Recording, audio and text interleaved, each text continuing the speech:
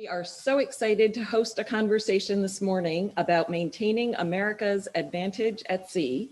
My name is Anne Grimes-Rand. I'm the president of the USS Constitution Museum, and we are excited to have a talk today with our virtual audience and, for the first time in over a year, a live audience here at the museum with us today. So that is a very exciting and encouraging sign for all of us. The museum's mission is to share the stories of old Ironsides to spark excitement about maritime heritage, naval service, and the American experience. Since USS Constitution has been defending our commerce at sea for more than 200 years and continues as an active duty ship today, we are pleased to foster this conversation about the Navy's role today, continuing to keep our sea lanes safe at sea.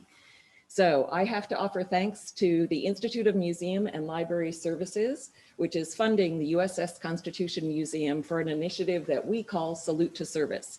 That's an opportunity to gather and serve the military community here in Boston, to foster conversations like the one we will have today, and to share stories of both old Ironsides, past, present, and future.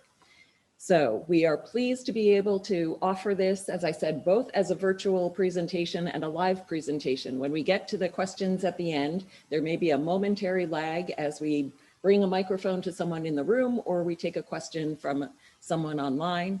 But we are excited that we get to try this out for the first time in a year. And I am so pleased to be able to welcome here in the room my friend and colleague, the 76th Commanding Officer of USS Constitution, John Benda, who will introduce today's speaker. John.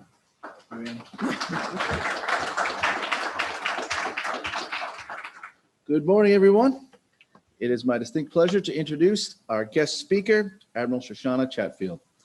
Rear Admiral Chatfield is a native of Garden Grove, California, and a 1987 graduate of Boston University.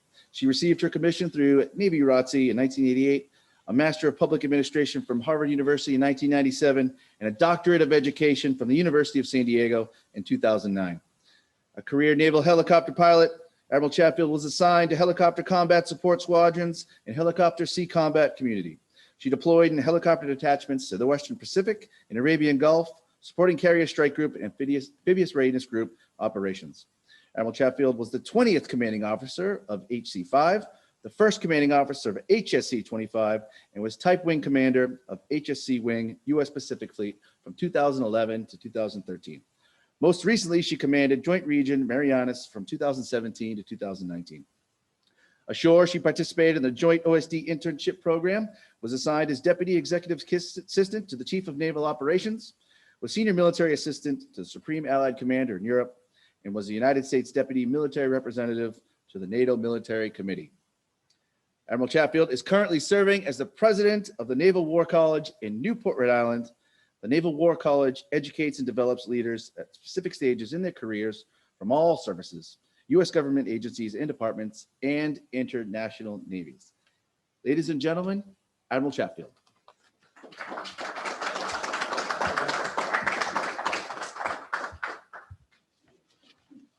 Wow, thank you for that very generous introduction. And hello, welcome to all who are here in this room in Boston. And to those of you who are joining us virtually, I want to welcome you warmly to this hybrid event.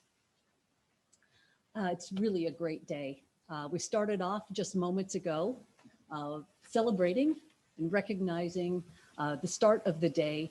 And now I have the most phenomenal excuse a sailor could ever have to have any tiny speck on this beautiful white uniform, because this morning I fired the cannon. Well, what an honor to be here. My connection to Boston started in my own college career, where, as the commander said, I attended Naval ROTC. But I was commissioned into the Navy on board the USS Constitution. So it was really the start of my journey. And so when I reflect back to the start of our nation and our defense of our nation, and I think about that historic connection that as a sailor I have to this ship, and I add it to my personal connection to the ship. When I round the corner and see that rigging, it just makes my heart sing. When you're a sailor in the Navy, I think we all have the same experience boarding a vessel, particularly when that vessel is just about to get underway. There's a standardized group of calls that happen when they single up all lines. And then when they let go those lines and transfer our national ensign to the mainmast, and you understand to your core that this is sovereign territory of the United States. And you are on that vessel with a team of people who are committed to achieving a mission. And so as I talk about the Navy today, I want to talk about this teaming, small teams in work centers that know how to do their jobs with excellence. And when combined with other teams on that ship, can accomplish amazing things, things that as you look at each individual sailor, you would not believe our Navy can accomplish. But because of teams and teams of teams, we can. I'm the president of the Naval War College, the 57th president, in an institution that was founded by Admiral Luce in 1884. And when he founded that institution, he was talking about the need for naval officers to study all facets of war, including the prevention of war. And that really sets the foundation for how I think about the Navy and how our Navy actually positions itself in the world. Next slide.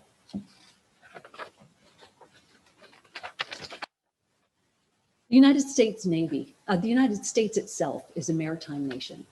You know, we think about our country as being large and a lot of land within our borders, but yet on each of our coasts, we are connected to the sea.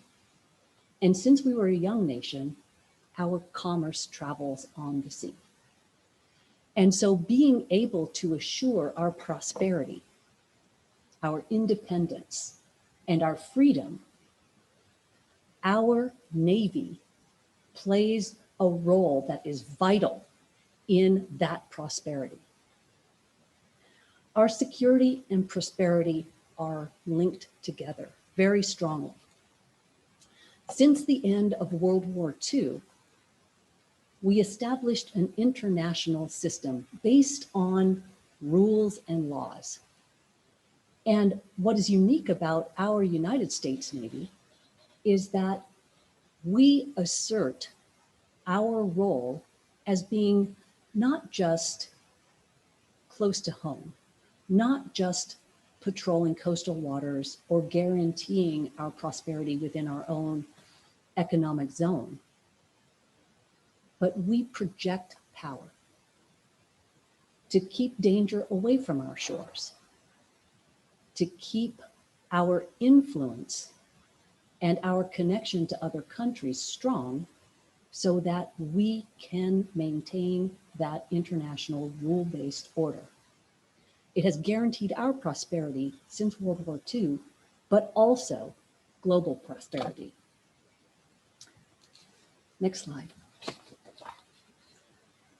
like you to take a look at this, and I know that the words up there are a little bit hard to see. So I'll just talk about this because this is a graphic that portrays the surface of our Earth. And as I look at it, you may look at it the same way I do. You notice that it's strikingly blue. And in fact, you know, when we think about this most defining characteristic of our Earth, we think about our blue planet, the seas. And so when you think about the seas like that, and you think about water, it reminds me of Bill Bryson's work, A Short History of Nearly Everything, because in that book, he talks about this attraction that we have to water but how we've been a little cavalier about the seas. It is, saltwater makes up about 97% of our Earth's water, salt water. So the amount of fresh water is actually very small on our Earth. And this surface of salt water contains rich, abundant life, contributes to the oxygenation of our planet, and provides us protein for consumption. And now it also is a conduit for our undersea cabling, so our communication, and our commerce flows back and forth on this sea. And so I think about that, and I think about that top corner up there, which represents the ice over our oceans, and how that ice helps to regulate the temperature of our oceans, and how that may be changing. And we know that it's changing because our Coast Guard is asking for more icebreakers, and because we see Russia moving into the high north. And we see that there will be more commerce and more transit in the high north. And so we know that something's happening with that ice, and we can graph the reduction of that ice on our poles. And so we know that our beautiful Earth is not constant, it's changing. And that has implications for us in our global security. Our commerce is so important to our way of life. If you think about just going to the store, you know that the products come in, but we don't think also about, as often, about how many people have a job that's directly linked to that commerce. How many Americans are supported and who have a livelihood because their industry is linked to commerce on the seas. Our prosperity is so closely tied to security in this environment. And that means we need a strong Navy, not just at home, but globally, to preserve those sea lanes of communication. Next slide.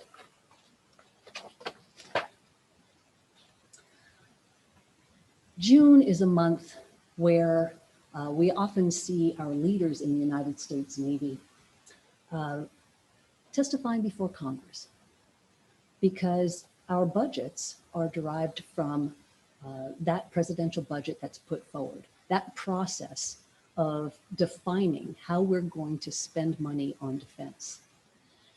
And as we look at the type of Navy that we'll need in the future, we see that the global environment has changed. Now, this picture is an example of two ships that should be far apart in the ocean. This is a United States ship and a Russian vessel. And there are rules of the road that are well known to mariners about how to conduct oneself safely at sea. And those rules do not include setting a course for collision with another vessel, aggressively forcing an evasive maneuver to miss by 50 feet on a bright sunny day in the middle of the ocean, to miss a vessel. That's an aggressive action. And so as we look at competition, and you hear that so often, well, we're in an era of great power competition. Well, what does that really mean? That means that rival nations are looking at the international rules-based order and trying to undermine it, trying to reduce the influence that the United States has on those rules, and asserting themselves as providing a different type of international order. We see that with Russia, but we also see that with China. Both nations are acting more aggressively in the world and modernizing their force. And so when we look at competition as a spectrum, we see that on the seas, we might have incidents that are more closely, that where ships come more closely together. We may see some activities that are just shy of conflict, where a state-sponsored group may conduct a cyber attack. We may see some non-state sponsored groups also conducting cyber attack, but we know that attacks are originating from within countries that wish to disrupt the current international rules-based order. And so that's what we mean when we're talking about great power competition. Next slide.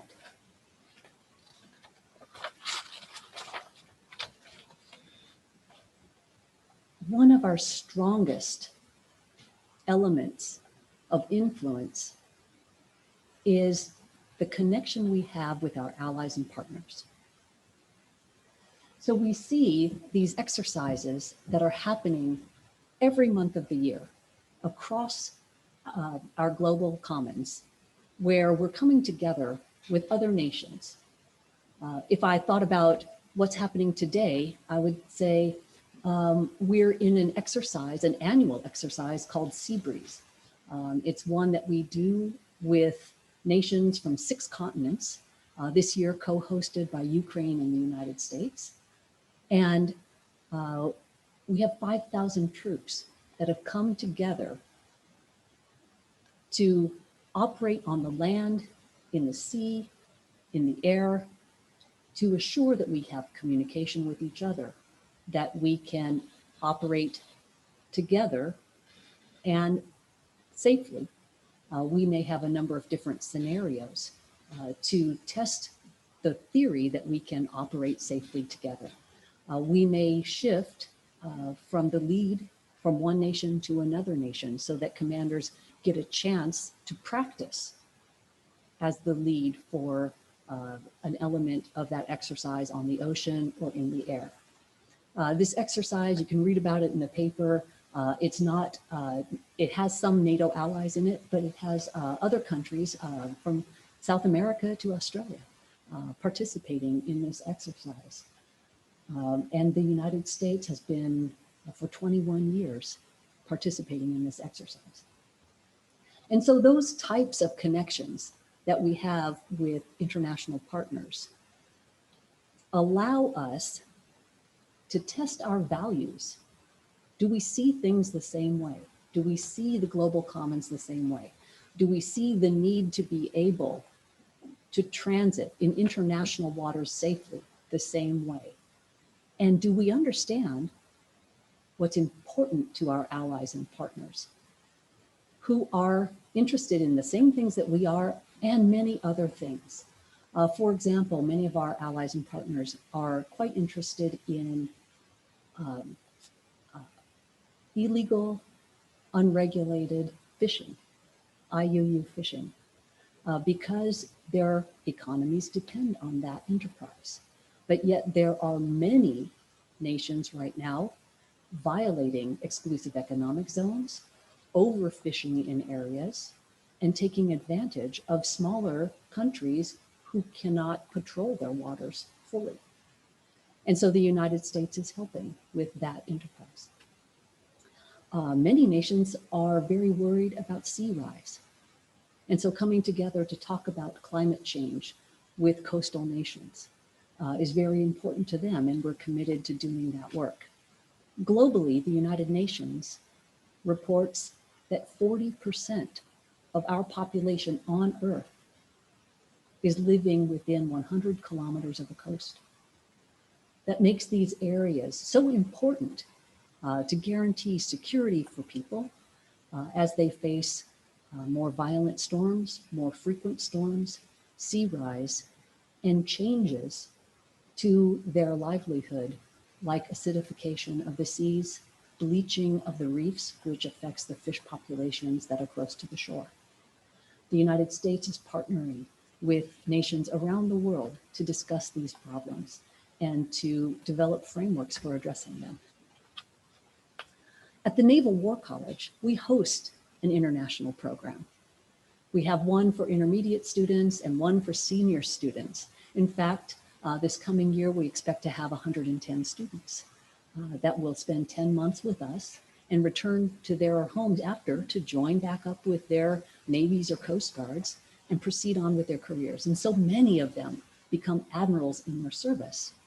And today, 37 of them are heads of their Navy. And we have this enduring relationship with those international officers. They've come to the United States, they've studied the maritime security here and gone home and continue to be in contact with us and return to our campus, our beautiful campus in Newport. These international experiences are so important for our global security. Next slide. We discussed how Russia and China have become more aggressive and are modernizing, which reduces the strategic advantage that we've had in the past. What I wanted to talk about now is other malign actors who are not committed to the international rules-based order and who also are meddling in the global security environment.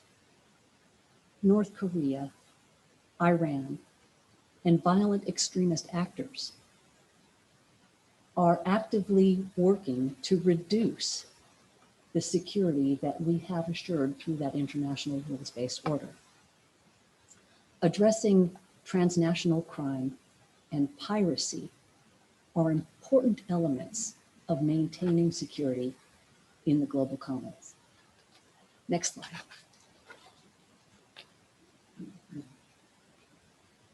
Prevailing in competition has to move from conceptual to concrete. And so as we look at the budget and what we're trying to pay for, we see that it's really important to understand how we progress from the Navy that we have today to the Navy that we must modernize and invest in to move forward in the future. Our design of ships is cutting edge. And when we compare the number of ships that we have with, say, China, who are rapidly increasing the number of ships that they have. They are building ships and modernizing their force, added to their Navy, the People's Liberation Army Navy. They also have a Coast Guard and a merchant militia. So the number of vessels that they have is very, very large. However, the technologies that they have and the integration of those forces is not as refined or mature as our United States Navy. So as we look at the capabilities that we must develop, I continuously think about not just teams and teams of teams on the ships, but networks and networks of networks at sea. This means an investment in platforms, payloads, and the networks that support them are all important. Next slide.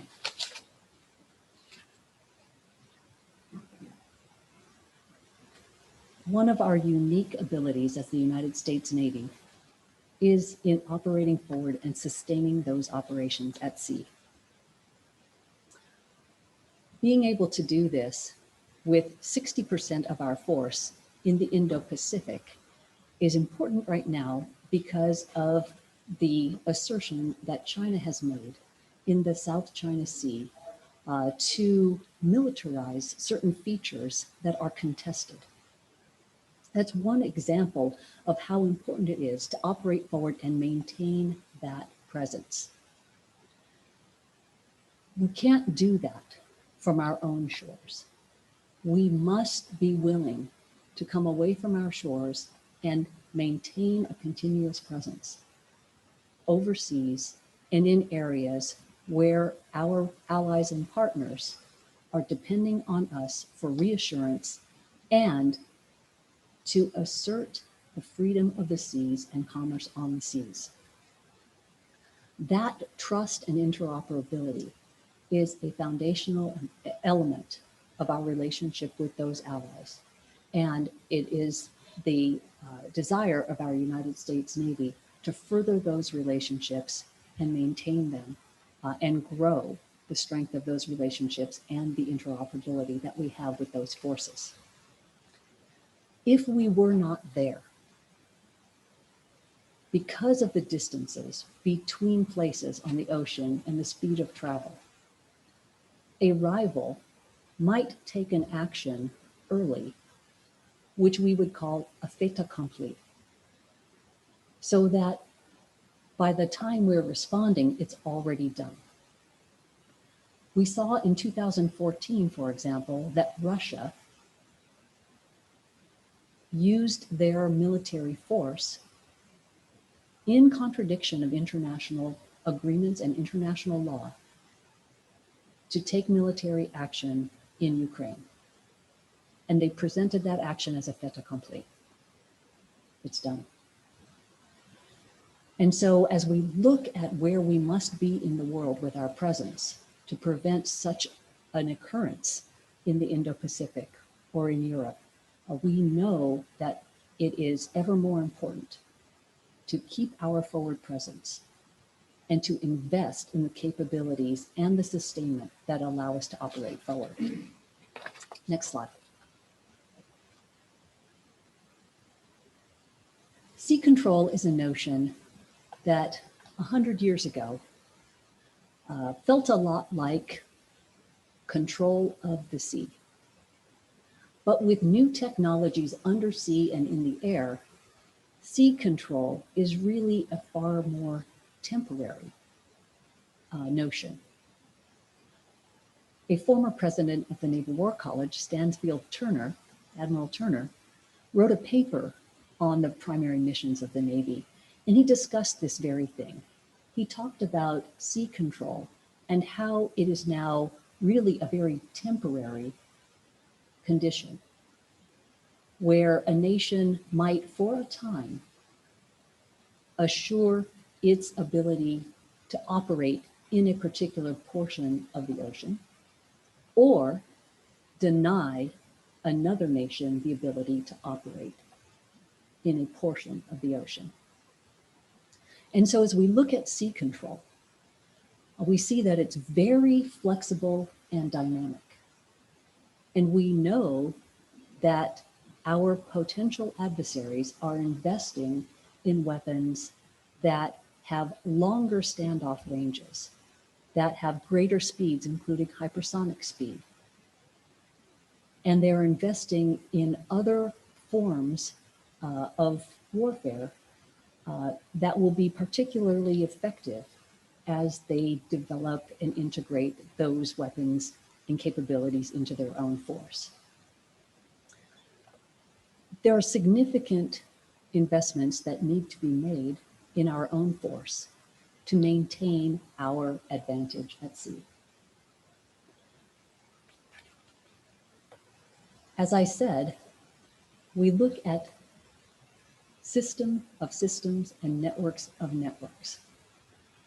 And so as we look at our aging platforms that are coming offline and the investment in new platforms with more advanced radars, more advanced weapons that travel at greater speeds, we also look at the pace at which we can produce those systems. And one of those investments then needs to be in our shipyards. And so in the president's budget, you see investments specifically delineated for shipyard infrastructure. And that's an important element for our own Navy's ability to maintain sea control now and into the future. Next slide. So I know this brief has a lot of pictures of jets. and not a lot of pictures of helicopters. But if you think about America's most survivable airport, you're thinking about an aircraft carrier. It's not fixed on the planet. It's the least likely to be held at risk. And the Ford-class carrier is the centerpiece of our future carrier strike groups. Aircraft carriers are a deep investment in our ability to maintain sea control and project power. We see the F-35, it's a 5th generation aircraft, and it has more capabilities than most nations will bring to the fight. These investments are cutting edge and deep investments in our future capabilities. Emerging technologies bring us challenges as well. When we think about artificial intelligence, machine learning, optionally manned platforms, we see that we have new and interesting challenges in how we will employ those types of weapons. At the Naval War College, we have a certificate program that deals with the ethics of emerging military technologies, because this is an aspect, a new aspect that accompanies the development of more lethal weapon systems in a global environment where they may be employed. Next slide. So when we think about naval forces at sea, we think about those ships. We think about that sovereign territory of the United States cruising in international waters, and we think about that power projection. We're in development on a new frigate, and every aspect of this frigate is still being tested and conceptualized. And that's really difficult to think about bringing a new platform online when technology is doubling or tripling or more so quickly. How will the investments that we make today remain relevant as few as 3 years or 5 years from now? The Navy will put forward a 30-year shipbuilding plan in conjunction with the fiscal year 23 budget submission. And that will define how the Navy's fleet will be postured to move forward in the future. Next slide.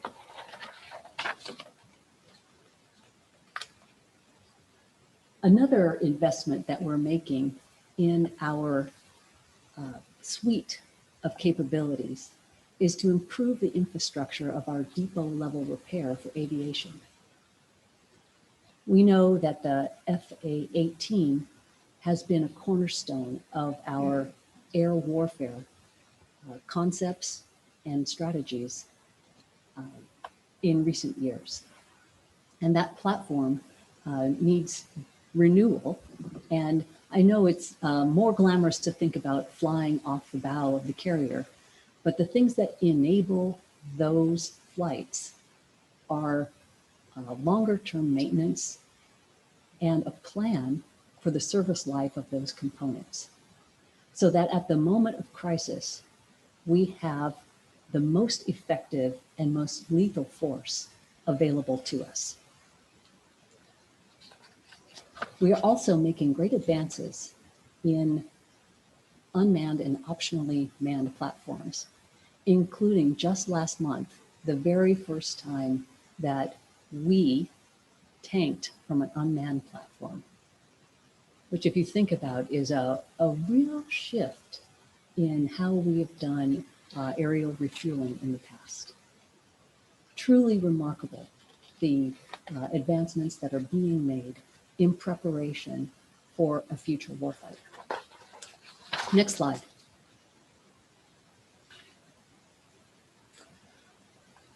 The most important acquisition platform, the most important acquisition priority we have in the United States Navy is the Columbia submarine.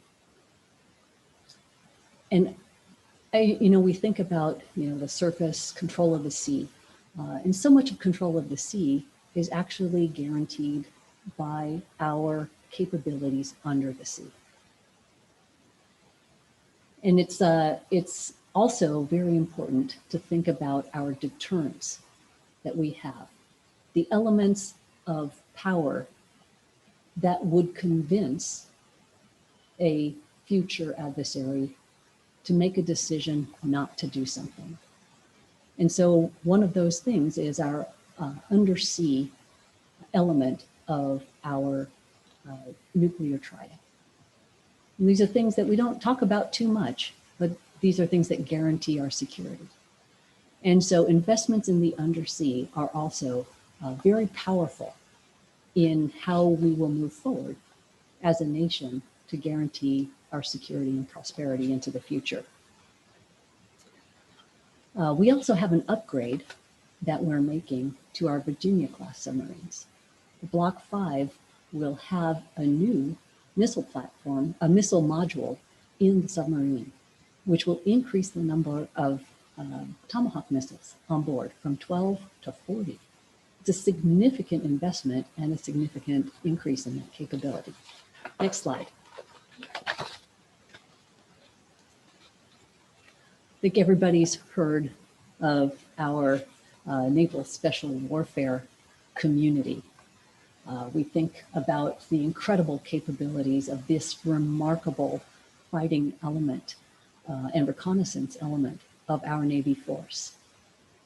They're truly an innovative force, a small team, high trust organization that is re-establishing itself in the maritime from a number of years ashore.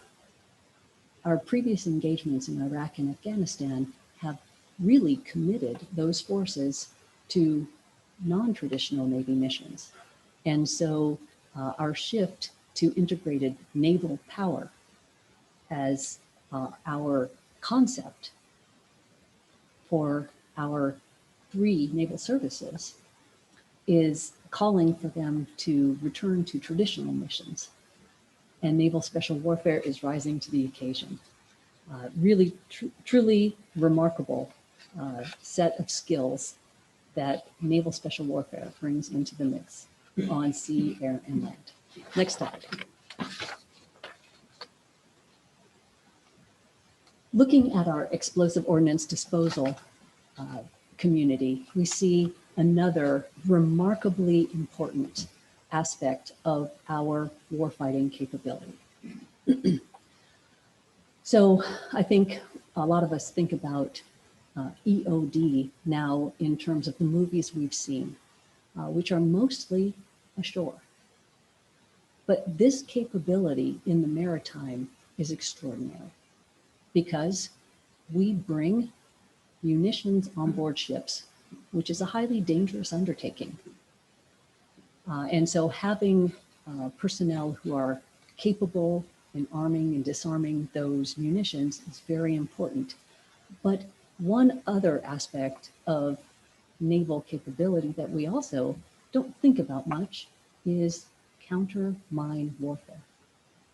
How will we operate safely in waters where a potential adversary has mined the waters?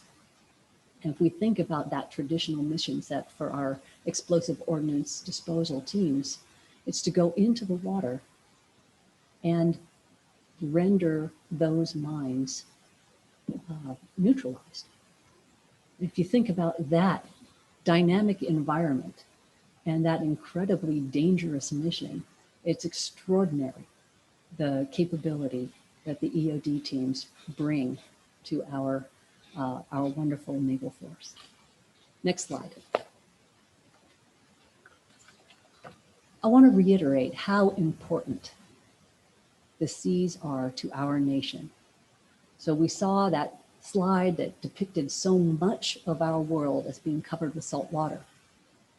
And now, here are the numbers that really jump off the page. How much of an impact do the seas bring, stability on the seas bring to our nation's people? It's phenomenal. 26% of US jobs, that's 41 million people who are directly impacted by the flow of merchandise on our global seas. More than 20% of our own agricultural products are exported, traveling to those destinations on board ships. And although we pick up our phone or send that text or email, we don't often think about the vast network of cables that run under the sea and what it takes to secure those cables and prevent tampering on those cables. As much as 95% of that traffic, our ability to communicate and confidently think that that text message is going to get where it wants to go, or that email is going to get where it wants to go and that financial transaction is going to get where it needs to go. All of that is traveling underneath our nation's seas, our international seas. Next slide. We're one of the few navies that can claim that our reach is global. From the Indo-Pacific to the North Atlantic,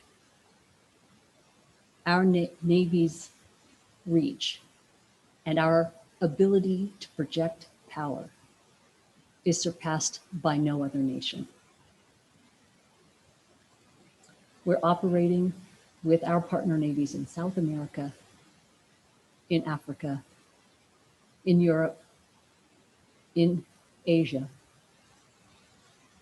and our alliances are as strong as they have ever been, with nations still seeking to join. The United States has been a guarantor of this international, global, rules-based environment and seeks to continue to carry that role. Next slide. We saw a lot of pictures of stuff, but the most important element of our Navy is our sailors. And it is truly inspiring as the skipper here sees those new sailors coming right out of Great Lakes to the USS Constitution, or we see a freshly minted sailor join any unit in our fleet. The aspirations of those sailors, the commitment to excellence, and the ability to team with others from all walks of life across America is the highest it's ever been. America's sons and daughters are coming into the Navy today and building this fleet of the future, which will continue to guarantee our prosperity and maintain security in our global seas. I want to invite questions from you now, and I want to thank you for participating in this first hybrid event. It's really great to be back in a room of live audience and not looking at a screen. And if there are any questions here or online, I'd be happy to take questions. Yes, sir. Admiral, you talked about the danger of weapon systems being not obsolete, but nearly obsolete by the time they're deployed, given the time it takes to develop them. But you also talked about the Navy going to submit soon a 30-year plan for shipbuilding and other features. How do you do that 30 years out and have any confidence that what you're doing today or planning today or thinking about or seeking an appropriation for today is not going to be obsolete by the time it gets built? It's such a great question because although we have such a great force, we cannot be everywhere all the time. One of the things that the United States does better than other nations is integrate our force as a joint force. So as we look at the doctrine that's coming out of the Department of Defense and the Joint Chiefs of Staff, we see a joint warfighting concept, for example, emerging. We see the wargaming that we're doing, for example, at the United States Naval War College. We're looking at that on a theater level and across the joint force so that we can understand how our naval services, the Marine Corps, the Navy, and the Coast Guard together integrate with that joint force, and how we will interact with allies and partners in the face of threats that other rival nations, should they become aggressors, would present to us. And so you can look at that technology. We know that we're very innovative, that we have such fantastic entrepreneurship in our development of technology. It's a strength that we have that surpasses other nations as well. And so we can forecast where the technologies will go, and we can estimate at what pace. But we can't be everywhere all the time. And so that means that those partnerships that we have with other nations are ever more important. So how do you do it? I think you have to do assessments. You have to develop strategies that are flexible enough to respond in case of the most dangerous potential and the most likely potential. And then you've got to commit, because inaction is actually more dangerous than action. Thanks for the question. Now, we did have one question that was posed online earlier. And so I know that we have somebody out there who is a Sea Cadet who has a question for me. That's right. So this comes on behalf of his mother, Sherry. Says, I am a 12-year-old Naval Sea Cadet. Have you met many former Sea Cadets in the Navy? What classes should I take for a harbor patrol job? It's a great question. And at 12, well, yeah, I can tell you, I was thinking a lot about trying to make, the team in softball, in the Garden Grove Girls Softball League. And that's an extraordinary question, I think, to be posed by a 12-year-old. And it reminds me of that promise of our future. At 12 years old, how would I be able to move into a job for harbor patrol? But it's such a mature question, and it makes me hopeful. And so my answer is to look at the types of exposure that you can have at this young age to things related to boating safety. And I'm fortunate to be in the Navy and to have access to a marina at the facility where I live. And so I just recently learned about all of the available courses that there are through the Coast Guard Auxiliary and through an organization called US Boating. And those online courses, the one that I took was free. And it had such a great exposure to federal law and also state law. And so when you look at what the Coast Guard does in terms of having a captain that's, having a Coast Guard officer who's the captain of the port, who guarantees the safety of vessels in our waterways, regulates some of the commerce that comes in and out of our ports illegally off the coast, looking for illegal drugs being smuggled into the country, for example.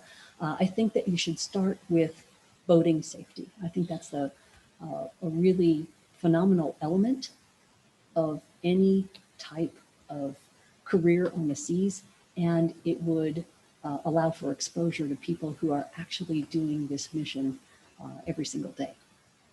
Good luck. And stay off drugs. We have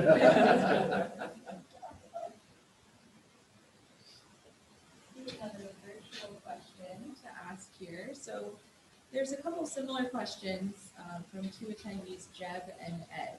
And they're asking, what can we citizens and retirees do more to help the cause and mission of the U.S. Navy today? Similarly, how can retired Navy people help U.S. public understand and appreciate the critical need for maritime security and a strong Navy? That's a great question. I think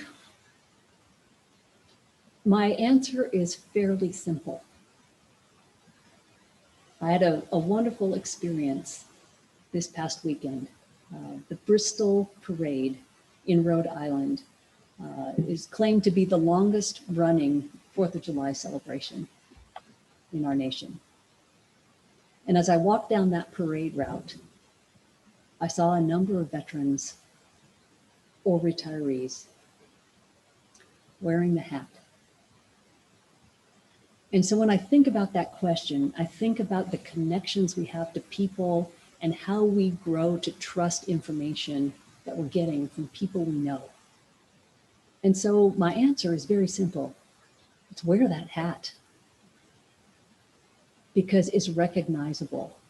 You know, it's got your unit on it, USS Coral Sea, I saw USS Iwo Jima, and I could pick that person out of the crowd and walk over and shake their hand and say, thank you for your service, for guaranteeing my freedom, and ask a question about that. And that's what makes things relevant. You know, these hearings don't seem very relevant because it's talking about investments far into the future. But it's the investments we made in the past, in systems and platforms and people, and their commitment and their sacrifices and the sacrifices of their families that carried us through today and have given us the quality of life that we have. And so it's the investments we'll make today in those platforms and people and the sacrifices that they will make into the future that will guarantee our future prosperity, our independence, and our freedom. And so my simple answer is wear the hat.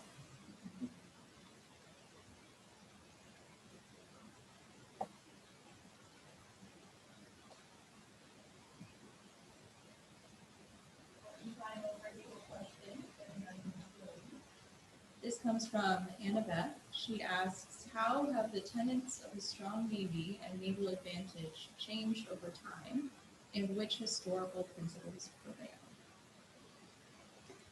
That is a great and loaded question. Well, things have changed over time, really based on technology and the global balance of power.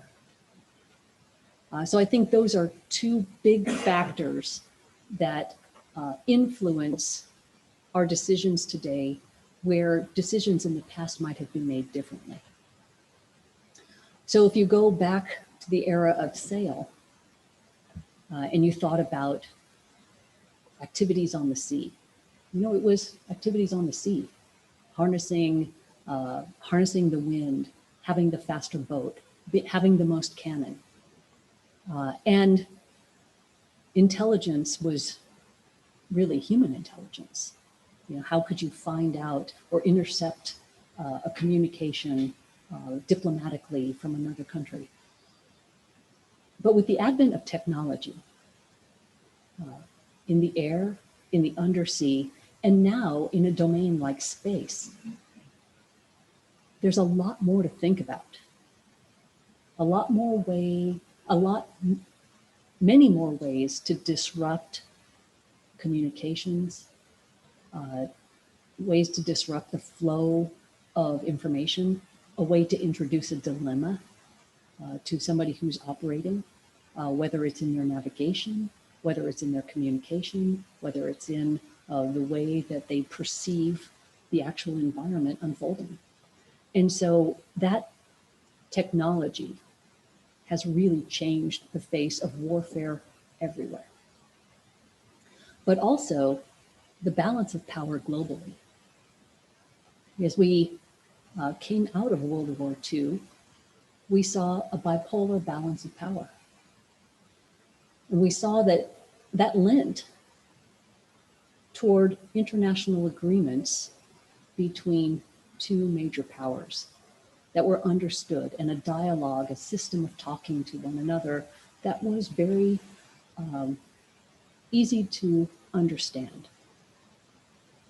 There were a lot of things that were happening around the world, but there was a dominance in the global security environment of these two major powers, the Soviet Union and the United States of America.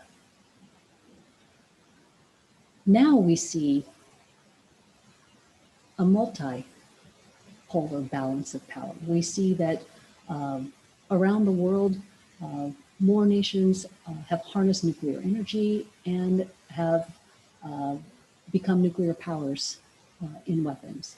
We see more countries thinking about coming out into the global commons and asserting themselves. So this is a real different time than it was when I came into the Navy more than 30 years ago. And it's a time where we have to be very intentional about our investments, about our establishing trust with other nations and partnerships and allies that are so important to us, and to lay frameworks that will be enduring into the future, that will preserve the tenets of peace, that will prevent missteps and misunderstandings between nations. So I think those two things are the biggest differences between the past and the present as we move into the future. Thanks. Admiral, as you lead the Naval War College, you just mentioned some of the challenges that we face as a nation, multipolar balance of power, et cetera. But might I ask you as a leader, as you think about the future, what makes you hopeful as we emerge as a nation from the pandemic, as you think about the future of the Navy and the future of the Naval War College? Your thoughts on sort of hope for the future? Well, I'm hopeful because I get to meet those new sailors. And they're smarter than I was, more well-informed, and more connected. And when I think about where we're going as in our humanity, and I think about this last year of COVID that we had, where the connections were more difficult, and the stress that put on people who have become accustomed to being able to have connections frequently, immediately. And I think about this new technology that allows us to have a hybrid event today, and the fact that any single person on a platform may reach more people than they knew or intended. I think about the personal responsibility that each of us has to develop around this technology. I think about the skepticism that we must develop, that I think about, elementary school teachers and high school teachers talking to young people about reliability of information, and think about that next generation of Americans and global citizens who are committed to being skeptical about the information that they see online and on the internet.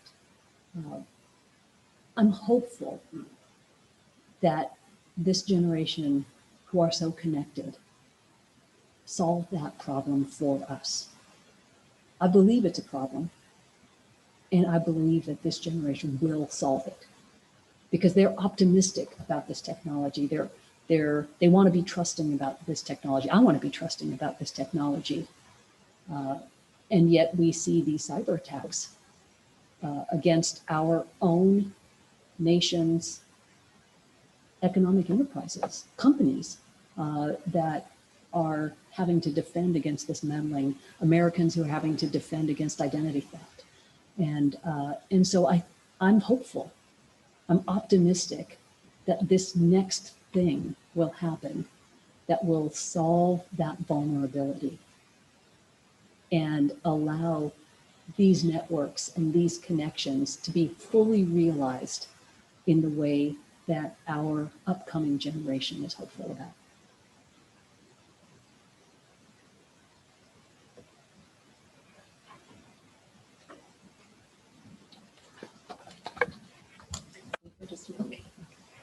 I would like to say a thank you to Admiral Chatfield for a wonderful and wide-ranging conversation to make us think critically about all that is happening around us, what we see, what we can't see, above, below, in space, afloat, undersea. My head is spinning. But before we let you leave today, we want to say thank you with a small piece of USS Constitution, a piece of copper from the ship's hull, which has done its duty to keep those wood-boring organisms from eating our fine old iron sides. And now we've recycled it into a medallion for you. So thank you so much for joining us. Thank you to our virtual audience and our live audience for joining us in this conversation today. And I hope you all have a wonderful day. Thank you.